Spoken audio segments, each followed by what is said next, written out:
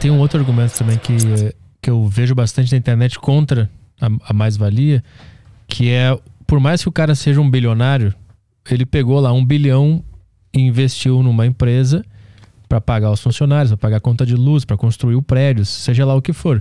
Então ele botou em risco aquele dinheiro. Não é certo que vai dar lucro, ele vai ter o retorno. Então é justo que quando tem o retorno ele receba a parte dele. Isso faz algum sentido? Bom, aí teria que ver com qual critério a gente julgaria isso, né? Porque você teria que ter critérios bem objetivos para julgar o quanto de risco existe e tal. Normalmente não é assim. Se você tem uma grande massa de capitais, você vai fazer um negócio bem sucedido. É raro que o negócio dê tudo errado. Porque o capital ele se reproduz quase sozinho. Se você é um pequeno, você está tentando abrir aí uma pequena unidade produtiva no quintal da sua casa, aí você está por sua própria conta e risco. E a possibilidade que você se dê mal é muito grande. Mas você não é um capitalista de verdade. Porque você não tem um capital. O capital não. O capital ele se reproduz quase que sozinho. Se você abrir uma grande unidade produtiva, o negócio vai andar para frente. Porque o capital ele é uma força social. Quando o cara tem muito capital, ele vai sempre no mercado que já está aquecido, é isso? Ele vai no lugar que ele pode entrar em qualquer mercado, na verdade. Ele vai ganhar dinheiro. Isso aí é uma coisa que a maioria das pessoas não entende, porque nem você, nem eu nunca tivemos um grande capital. Sim. Então você nunca viu a coisa em ação. Mas funciona mais ou menos assim. Se você decide abrir uma empresa qualquer, né? E você tem muito pouco capital, a sua chance de chegar a dar certo é pequena.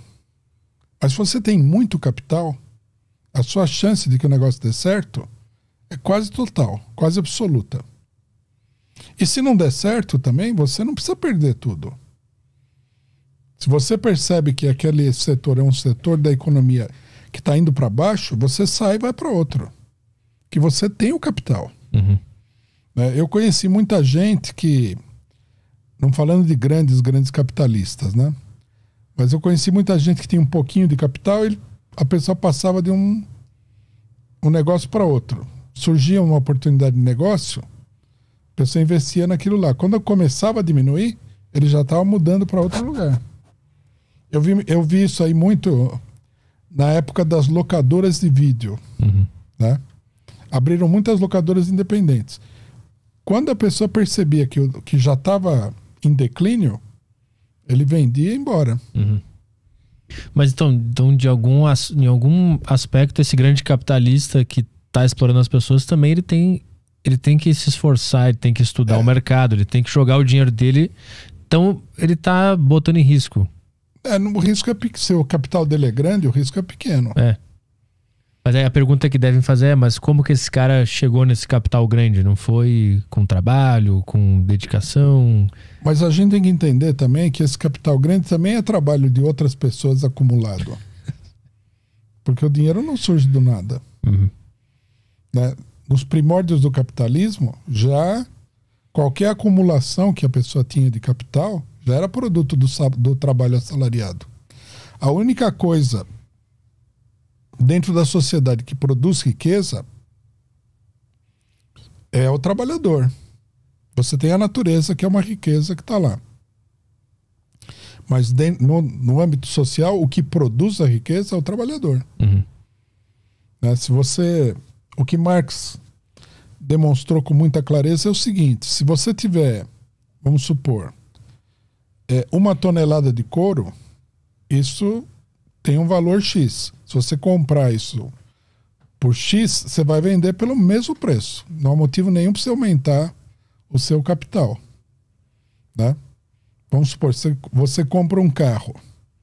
Normalmente você vai vender o carro, vamos supor, dali 2, 3 anos, por um valor um pouco menor que ele se desvalorizou. Sim. Não dá para você chegar e falar, não, eu comprei esse carro aqui por 100 mil reais, agora eu quero vender por 150. Ninguém vai comprar. Não há motivo para isso. Né?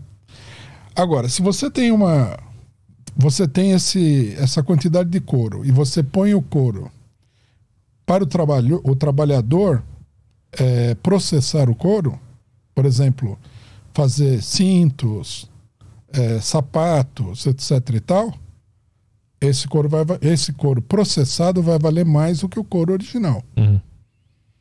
Então, quer dizer, a única coisa que cria riqueza nesse caso é o trabalho. Uhum. Mas aí que tá outra crítica que eu já vi a mais-valia, que ela considera a hora trabalhada, né? Sobre aquele objeto. E a crítica, o contra-argumento que eu vi é: não necessariamente a hora trabalhada vai significar que aquele couro, por exemplo, vai valer um pouco a mais do que ele valia antes. Porque se ninguém quiser comprar, tanto faz se o cara passou 12, 15, uma semana trabalhando naquele couro, né? Isso é verdade. Mas não invalida a tese geral do... Será que não? Porque o que decide o valor daquele couro que aquele cara trabalhou não é o cliente que vai comprar na loja depois? Não, é o mercado. Que é o cliente, não é? Então, mas o mercado é uma força abstrata. Então, por exemplo, se você tiver uma marcenaria, tá certo? E você trabalhar no mercado onde as marcenarias todas atuam com uma serra elétrica, por exemplo, e de determinado tipo de máquina, o mercado entende que aquele trabalho vale tanto. Aí você vai, mas você não tem essas máquinas, então você vai fazer o trabalho manualmente. Em vez de serra elétrica, você vai usar um serrote. Em vez, sei lá, de uma máquina que faz a pintura, você vai usar um pincel, vamos supor. Uhum. O mercado só vai reconhecer o trabalho realmente correspondente à produtividade média do mercado. Se você demorar mais, você vai ter que se submeter à produtividade média. Se na empresa mais tecnológica, que digamos assim é padrão de mercado, você demora 5 horas para fazer um móvel, e na empresa mais atrasada demora 15 horas, você não pode cobrar 15 horas. Você só pode cobrar 5 horas, que é o padrão do mercado. Uhum. Então, mas isso não desbanca a teoria da mais-valia?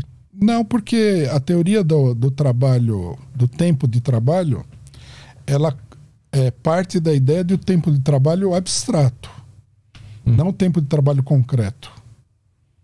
É um tempo de trabalho, digamos assim, teórico. É o que Marx chama no Capital de tempo socialmente necessário.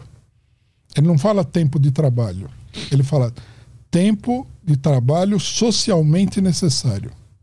Ele também não fala tempo de trabalho necessário. Por que ele usa a expressão socialmente? Porque é o padrão social.